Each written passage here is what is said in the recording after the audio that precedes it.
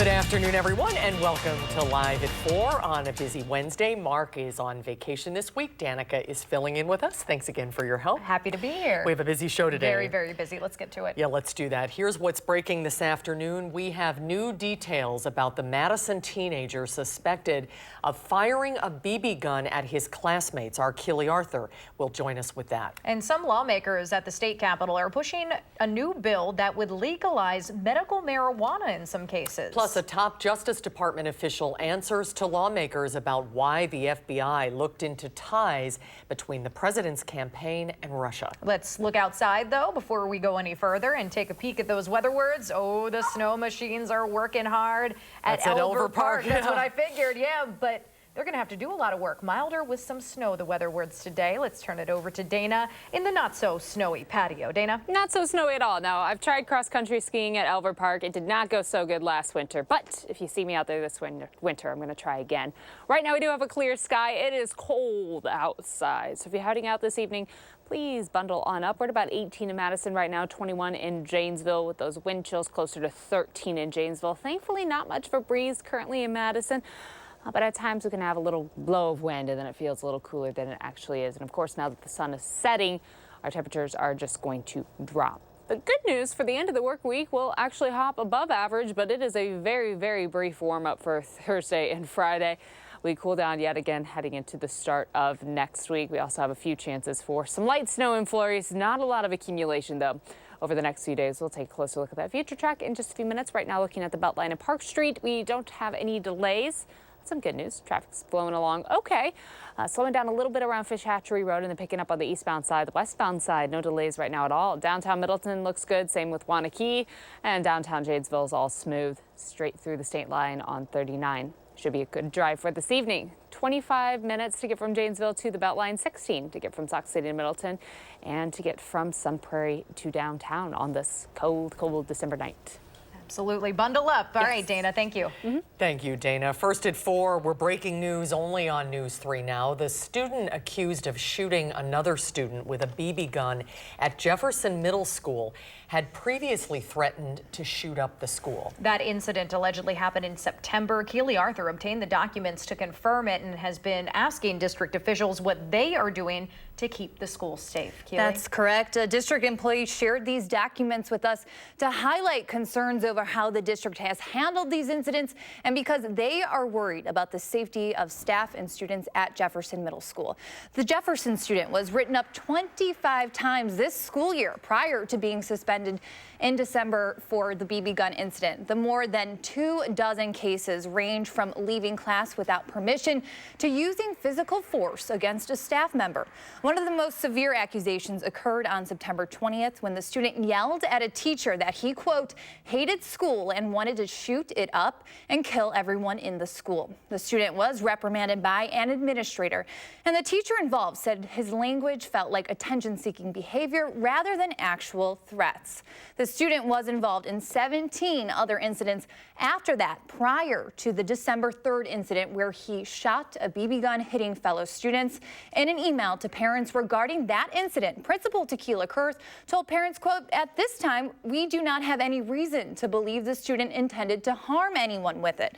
The student is suspended as a result and facing criminal charges in juvenile court. The district has declined to answer questions on how it handled the student's actions or explain safety measures put in place. And we're working really hard to get a response from the district right now. A lot of pieces to this, though. Keely, thank you so much for your hard work. Thank you, Keely. Middleton police are investigating the alleged social media threats that led to the closure of 2 high schools in Middleton today. Madeline O'Neill is here to tell us more about what the Middleton Cross Plains Area School District is calling serious and specific threats to students. Maddie?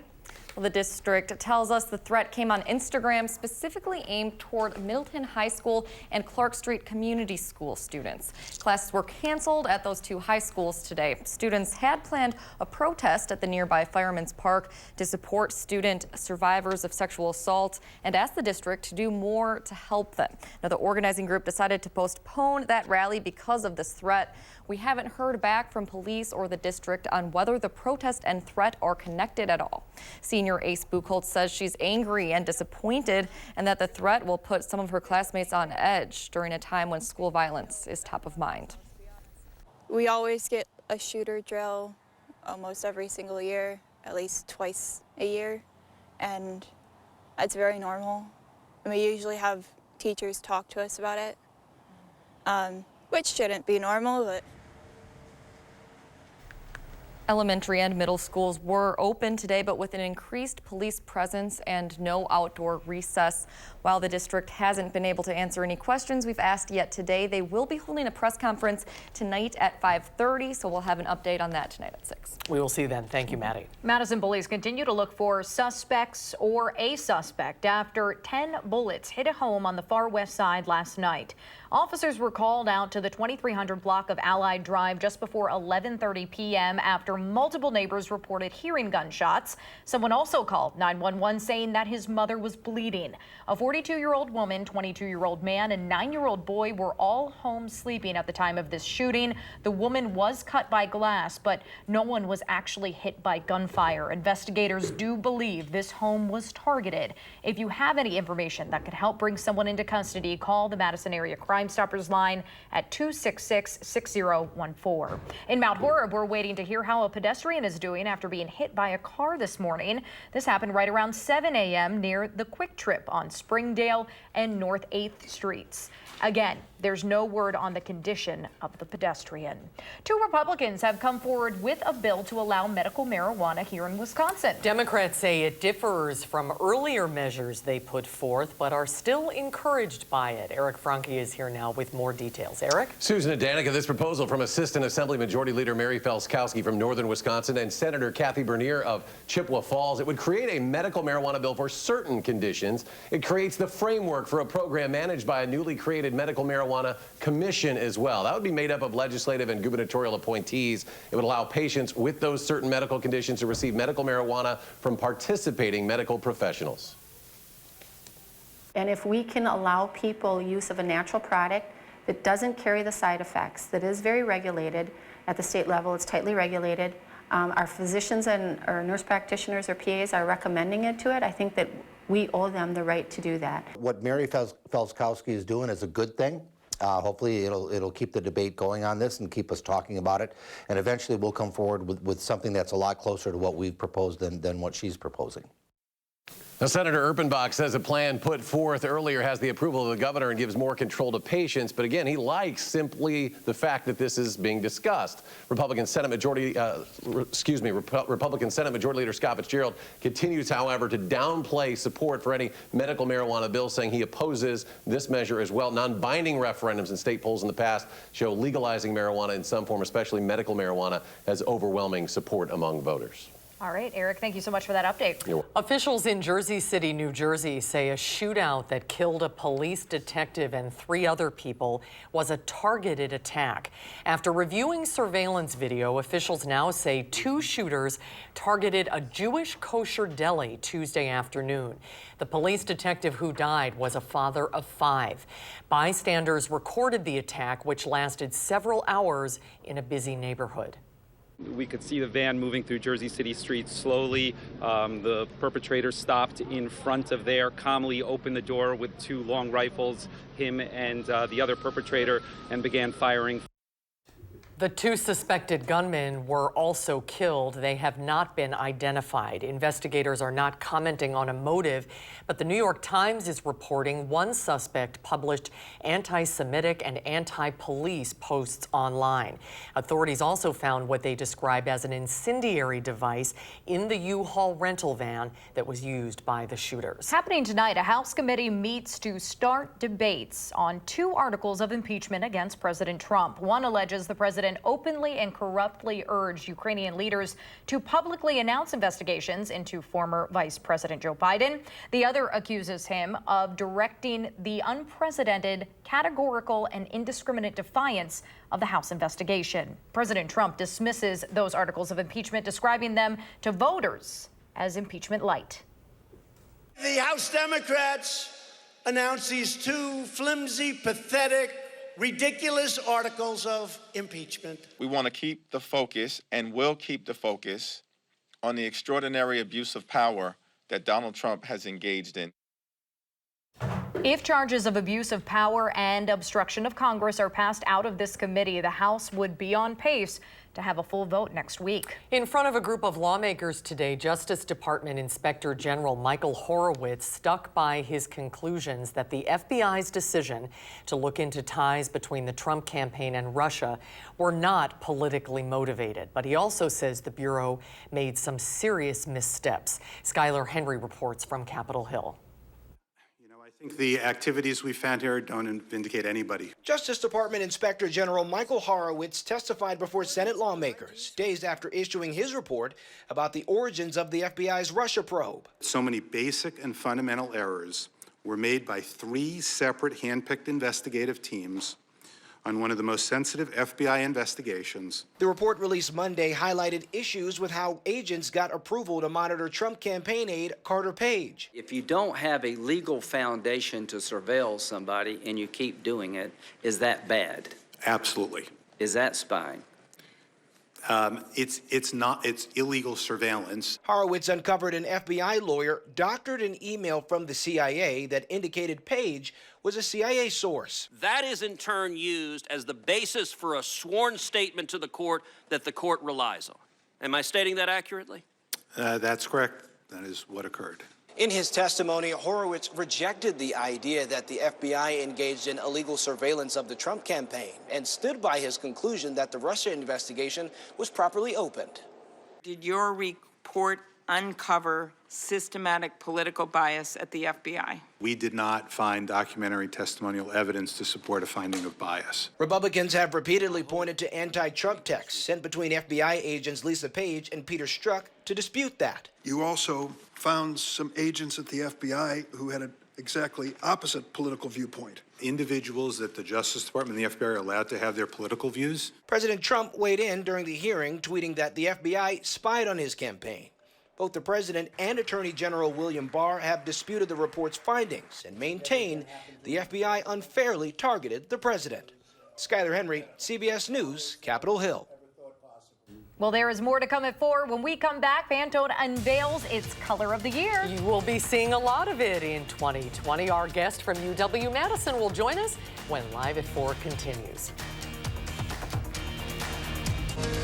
You're watching News 3 Now, live at 4.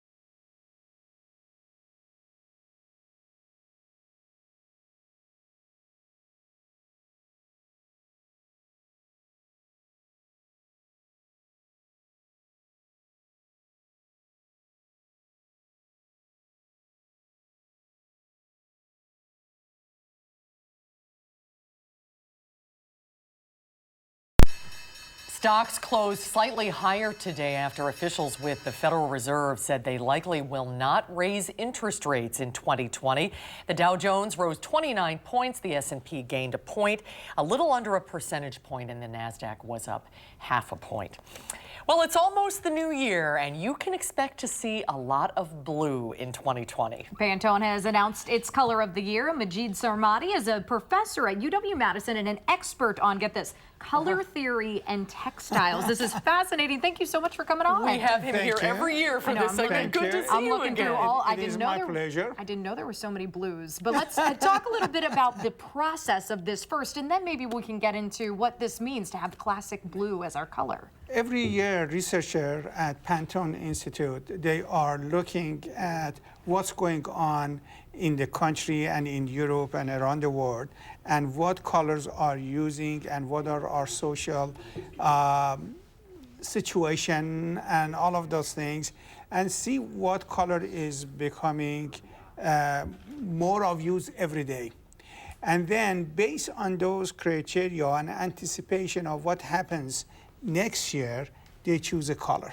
And this year they chosen classic blue.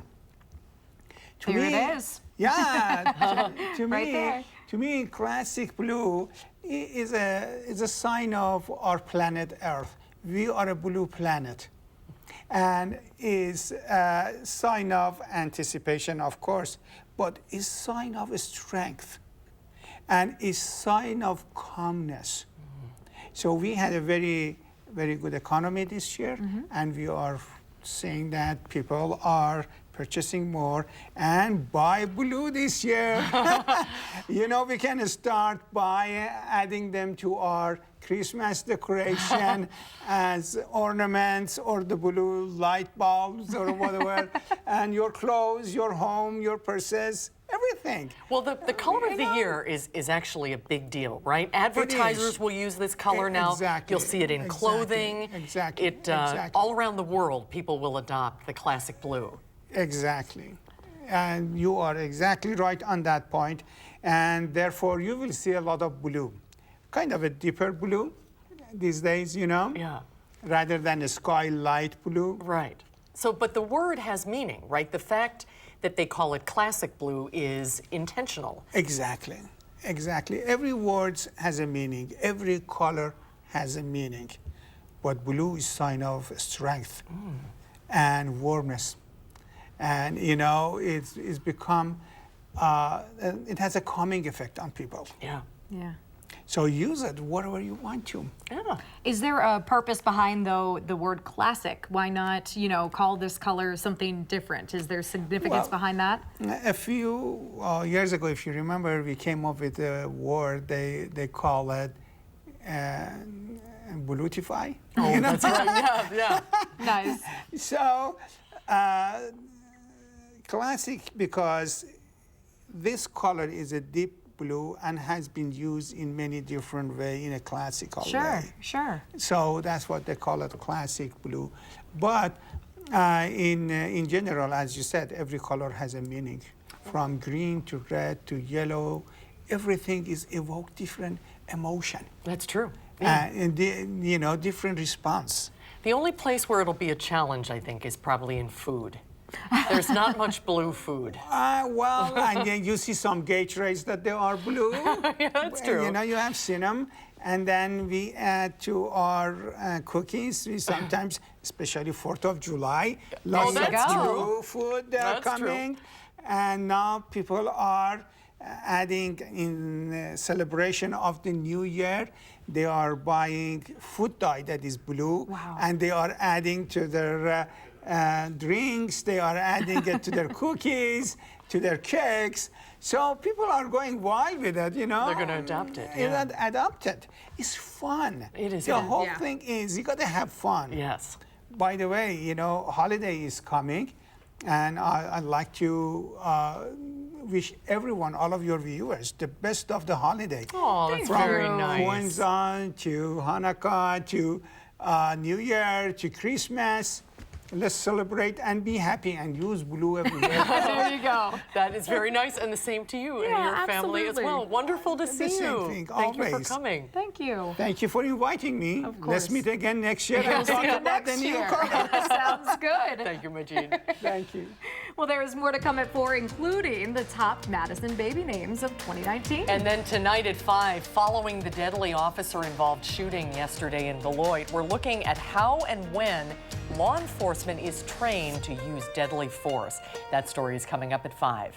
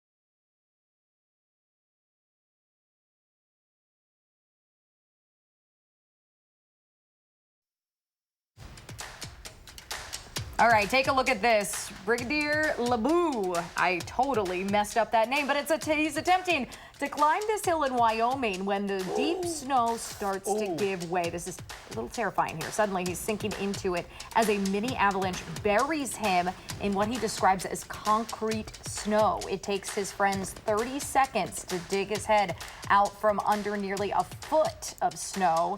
Labou fears that if his buddies weren't there, he may not have made it. That is terrifying. Yeah, it just goes to show, do not do this kind of stuff alone. Boy, look at the snow they have out west, too. Oh, my gosh. I don't think that was a good so decision. Scary. No, thank God his friends were there. Yes. That's for sure. And no snow for us, but is that going to change in the next couple days? We might, yeah. We might be seeing some lighter snow, but nothing like like that. that. No. Yeah, not quite like that. So we are in, officially, the final 20 days before 2020. And it's beginning to look a lot like New Year's Eve in Times Square. The second set of 2 and 0 in the 2020 arrived there this morning. They will stay on Times Square's plaza until the 19th for people to come and take pictures, and then they will be placed on top of one Times Square to officially complete the 2020 sign that will light up at midnight on New Year's Eve. Very cool. SSM Health is releasing their top baby names of 2019. Coming in at #1 for boys, Owen. Rounding out the rest of the top 5 for boys, James, Isaac, Henry, and Oliver. And #1 for the girls, you want to take a guess? Well, there it is. Grace. Grace. Sorry about that. You had about 2 seconds. Emma, Charlotte, Evelyn, and Ivy make up the rest of the top 5 girls' names. From December 28th to the end of November 29, St. Mary's Hospital delivered more than 2,000 babies, including, get this, 51 sets of twins. That's a lot of twins. That is a lot of twins. A lot of Yeah. twins. A lot of twins. Definitely. Already talking about end of the year stuff. I know. I know. On it. It's crazy. But yes, as far as the forecast is concerned, we are talking about some light snow tomorrow. Really, though, north of Dane County to have any sort of a accumulation. We might have some stick into the grassy areas around here, but that's really about it. We'll take a closer look right after the break.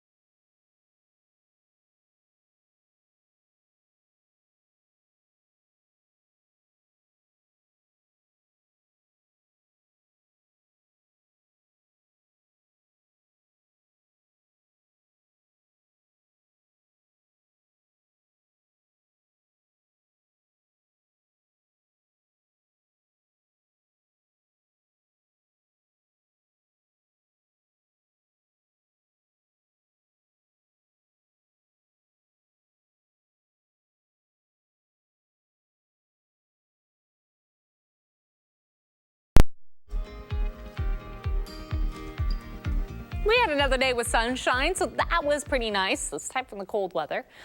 Temperature-wise, it's been a little chilly, but looking at our visible cloud track, you can see a pretty clear sky throughout the day for southern Wisconsin. It's a nice place to be in. The sun helps things feel just a little warmer if you're inside, if you're outside. Again, that's where things are just a little colder right now. 18 degrees in Madison.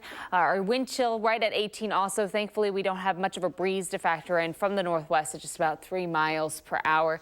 Sunset just a few minutes ago, so now we're watching the full moon rise. I think you saw that just a second ago there in our sky cam before the break. Overnight, right now we're mostly clear, but we are going to become mostly cloudy by Thursday morning. A thick cloud deck overhead in front of our next system that's going to bring some light snow for Thursday. Most of the snow is going to stay to the north, but around noon we will have the chance for a little light snow to cross for much of southern Wisconsin. So any errands that you have to run during your lunch break. That's really when the roads might be a little slick outside. Not expecting a lot of accumulation, though. Maybe a little bit along the grassy areas. Most of the heavier snowfall stays well to the north. Later in the evening, the snow tapers off. We might have a few flurries left for your drive home. Otherwise, just a mostly cloudy sky. And then for Friday, also seeing that mostly cloudy sky trend with the chance for some flurries late in the day, but not a great chance for a lot of snow to come on through, similar to Thursday. I really won't bring much accumulation. You can see that peak there of when it is likely to cross into Madison, and then that probability hops back down. When we talk about our percentage or the probability of precipitation, it's if we took these atmospheric conditions and put them out 100 days, how many days out of those 100 would it probably snow at this time, or would it probably rain at this time? So we're crossing over that 40% threshold right around noon. Really likely that we're going to be dealing with some light snow at that time in Madison. Again, areas further south might see a little mixed precipitation, though, as temperatures tomorrow will actually climb above average and above freezing, place we haven't been for a few days. North of Madison, anywhere from 1 to 3 inches around the Dells towards Camp Douglas, trending towards the lesser side of that range, though. And then south of Madison, getting mixed precipitation. So at that point, none of that's really going to stick. When the ground gets wet, the snow doesn't have the chance to stick. But the ground is pretty cold right now. So anything that does fall to the north should stick just on fine. You have to travel well north up towards Green Bay to get those higher accumulation total, so we'll keep it towards the lesser amounts for us. Temperatures overnight will hit 12 pretty early, and that we're going to fall to 12 degrees by about 9-10 o'clock, and then our temps will actually steadily increase through the teens overnight as our skies become mostly cloudy. That stops us from falling any further. A breeze from the southeast right now at about 6 to 12 miles per hour, enough that you'll notice it a little bit if you have to step outside later this evening. High temperatures for tomorrow will be in the upper 30s, so quite a milder trend for the end of the week. A little breezy though, wind speeds from 10 to 20 miles per hour. Light snow. Again, anywhere from 1 to 3 inches north of Madison. A mix, though, expected for Beloit and Janesville, around Evansville and Rock County. Sauk City and Sun Prairie also in the upper 30s. That's where we stay for Friday, mid to upper 30s with a mostly cloudy sky. We might see a few flurries or drizzle in the afternoon. That drizzle is thanks to our temperatures climbing above freezing yet again. Saturday, another chance for some light snow. Again, not a lot of accumulation, though. It won't be a major event. And then we get a nice little dry stretch. Some sunshine returning for the second half of the weekend and into the start of next week. And temperatures fall back down to the 20s. So it starts to get a little cold. I see that. It gets a little chilly outside. It's that time where I think my hands just turn into icicles permanently for a few months. Yeah, or you just permanently wrap them in mittens and like, yes, you just have them in there. When I finally just start doing that inside with the clicker, if I just have my gloves on all the time, it's like, all right, I've given in. All right, Dana, thank you. So there is a new effort to let us know how much exercise it would take to burn off certain snacks. Boy, this is a little sobering, I'll tell you. Your favorite foods may soon come with activity labels. As Ian Lee reports, it's a new push to cut down on obesity. We've all been there, staring at the food aisle, trying to decide what to buy. Now the Royal Society for Public Health in the UK hopes to make that decision easier by introducing activity labels to help people think before they eat. To make it easier for people to translate the calories that they're consuming into their energy expenditure. As a rough guide to the new system, let's have lunch. A chicken and bacon sandwich with 445 calories requires 42 minutes of slow running. A chocolate bar, 229 calories, would need 22 minutes of running. Add a medium mocha coffee with 290 calories, you're running for 28 minutes. In all, that's more than an hour and a half on the treadmill. It might make you think twice. Should I put them away, or should I maybe be a bit more active? British researchers predict people could cut 200 calories per day with the new labels and be 3 times more likely to get moving. I think it might encourage me to do a bit more exercise. And it would really help my kids to learn about healthier foods as well. I suspect there are quite a lot of people who might find it easier to understand that than to understand the kind of stuff that's on labelling at the moment. Researchers believe the new system would not only curb appetites, but also cut obesity rates. It's linked to cancers, poor mental health, type 2 diabetes, heart disease, osteoarthritis. But health experts admit activity labels aren't the silver bullet against obesity, because they say you can't outrun a bad diet. Ian Lee, CBS News, London. It's an interesting idea, isn't it? It's a really interesting idea. Health officials hope to get approval to roll out activity labels in the UK in the near future. 28 minutes of running for a coffee drink. I am in big trouble. I know. I know. Well, coming up, she is the youngest person in the 92-year history of Time magazine to be named Person of the Year. At just 16, she has become the face of the climate change issue. We'll have more on Greta Thunberg's big honor when Live at 4 continues.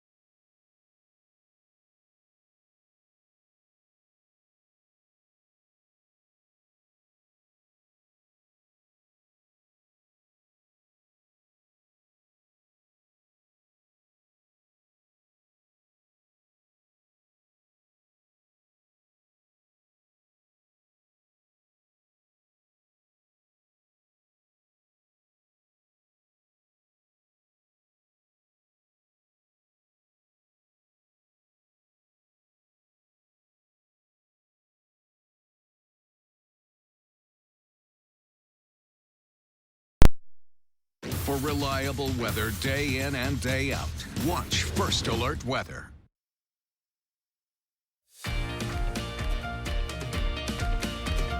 There's a live look downtown. You can't really see the moonrise in that shot. But you can see the beautiful city we live in. Oh yeah, that is a gorgeous shot on a Wednesday afternoon. 16-year-old Swedish environmental activist Greta Thunberg has become Time magazine's youngest person of the year. The magazine credits her for becoming the biggest voice on the biggest issue facing the planet. Kenneth Craig reports from New York. Climate activist Greta Thunberg is Time magazine's Person of the Year. The magazine says this was the year the climate crisis went from behind the curtain to center stage, and no one did more to make that happen than Thunberg. We are facing a real crisis. Hours before Time announced the honor, the 16-year-old Swedish environmentalist spoke at the United Nations climate talks in Madrid, where she accused leaders of misleading the public. The biggest danger is not inaction. The real danger is when politicians and CEOs are making it look like real action is happening when, in fact, almost nothing is being done apart from clever accounting and creative PR. It's her blunt talk that has in part turned her into a global sensation in little more than a year. In August, she crossed the Atlantic in a zero-carbon emissions boat to participate in the United Nations Climate Summit. Her glare at President Trump's arrival went viral, and she slammed world leaders for not doing enough. How dare you? You have stolen my dreams and my childhood with your empty words. The people united! Her actions inspired millions of climate strikers around the world, many of them young people. Wednesday, she tweeted that she shares this great honor with climate activists everywhere. Kenneth Craig, CBS News, New York. What an incredible young lady there. This is the first time the magazine has chosen an individual teenager as Person of the Year. Before Thunberg, the youngest person honored as an individual was 25-year-old Charles Lindbergh, selected as the most influential man of 1927. Incidentally, Lindbergh was also the first Person of the Year in Time magazine's history. Unbelievable there. Congratulations to her for sure. When we come back, we'll go behind the wheel with Harvey Briggs. Mark and Harvey check out one of the most popular cars in Madison. You see them everywhere. The Subaru Outback. Mark and Harvey will check out the 2020 version when Live at 4 continues.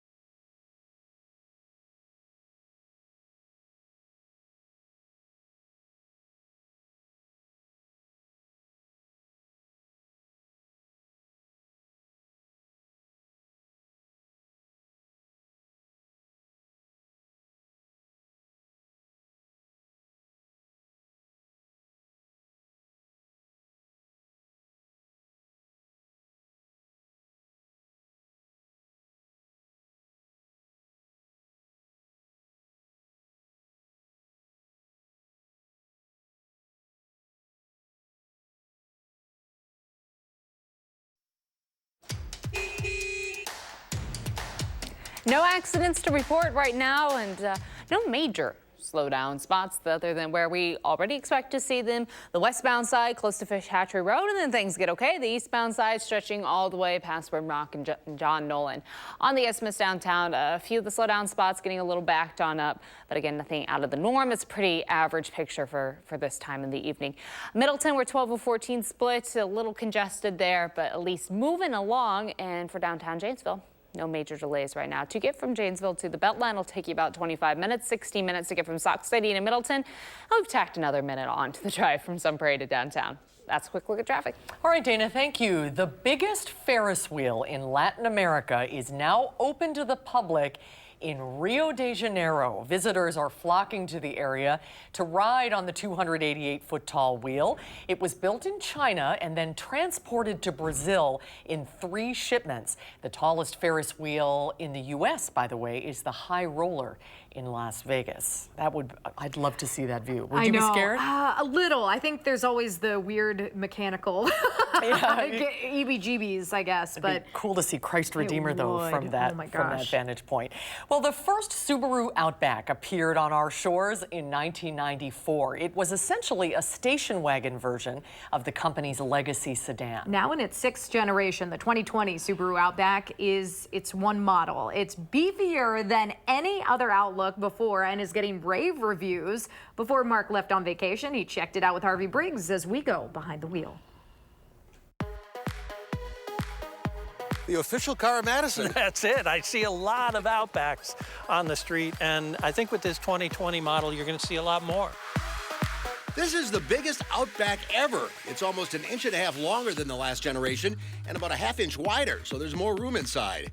It also has a redesigned front end with all LED lights and LED fog lights on the high-end models like our test car. This is the Touring XT, so this is as tricked out as you can get it, and it has everything on it. Like the all-new tablet-style Subaru Starlink with an 11.6-inch high-resolution touchscreen, which controls just about everything. That has its pluses and minuses. If I want to, say, adjust the seat heat, I have to hit that, wait for it to come up, go over here, and then do that. And you're not doing this while you're driving? No, it's again, one of those things that it feels like a little too much. But the Outback has lots of other tech that works really well.